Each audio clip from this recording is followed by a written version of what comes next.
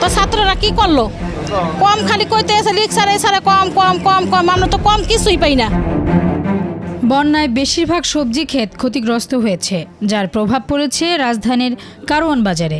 এক সপ্তাহের ব্যবধানে অস্বাভাবিক হারে বেড়েছে সবজির দাম, আর বাড়তি দামে সবজি কিনতে হিমশিম খাচ্ছেন ক্রেতারা। বেগুন, করলা, গাজর, টমেটো, শসা, আলু, কচুরমুখী, কাঁচামরিচ সহ বেশিরভাগ সবজির দাম বাড়তি।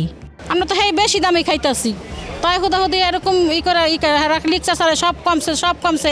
আমরা তো বাজারে কিছুই কম পাই না। আমরা তো যে সব নিলাম আগের রেটেই, আগের দামেই। মানে হেরা বলতেছে আমরা যদি কম জায়গাতে না আনি তাহলে আমরা এই জায়গাতে কমাই আপনাকে কেমনে দেবো। এটাও তো কথা ঠিক, ওনারা তো জায়গার থেকে কম আনতে পারতেছে না, কিন্তু ছাত্রকে জায়গার থেকে কমাইতে হইব, মেন জায়গায় কমাইতে হইব। গাছ লাগাইলে গাছের নিচেই পানি দিতে হয়, উপরে পানি দিলে হইব, নাহলে গাছ বাড়বো নাকি? মেন জায়গায় থামাও, তারপরে এই জায়গায় কমাও। হেরা কি বেশি দাম দেন না কম দামে দিতে পারবো নি? আপনি যদি একটা জিনিস বেশি দামে আনেন তাহলে কম দামে আপনি আমার দিবেন? ক্রেতারা বলছেন, শুনেছি বাজারে সবকিছুর দাম কমে যাবে, কিন্তু বাজার করতে এসে চিন্তায় পড়ে গেছি। একটা নিলে আরেকটা নিতে পারছি না। আপনার পটল 40 টাকা, এটা ঠিক আছে। বরবটি, তারপর বেগুন যেগুলো আছে এগুলো এখনও আমাদের নাগালের মধ্যে আসে নাই। আরও একটু আমরা এক্সপেক্ট করতেছি আরও কমবে আর কি একটু। তারা বলতেছে যে কিছু বলতে পারে না, দিয়ে দিচ্ছে, যার খুশি নেন, না হলে না চলে যান, বাস। এখনও প্রভাব পড়ে নাই, এখন শুধু মুখে বলতেছে, কাগজে লিখতেছে, বাট আমরা কিনতে যখন যাচ্ছি তখন দেখি যে আগের দামই হয়তো 5 টাকা 10 টাকা কম, বাট আসলে কমে নাই, সুযোগ সবাই নিচ্ছে। এখনও টোটালি কন্ট্রোলের বাইরে। কোন জায়গায় আসলে সমস্যাটা হচ্ছে ওইখানে নক করেন এবং ওইখানে অ্যারেস্ট করেন, ওদেরকে ফাইন করেন।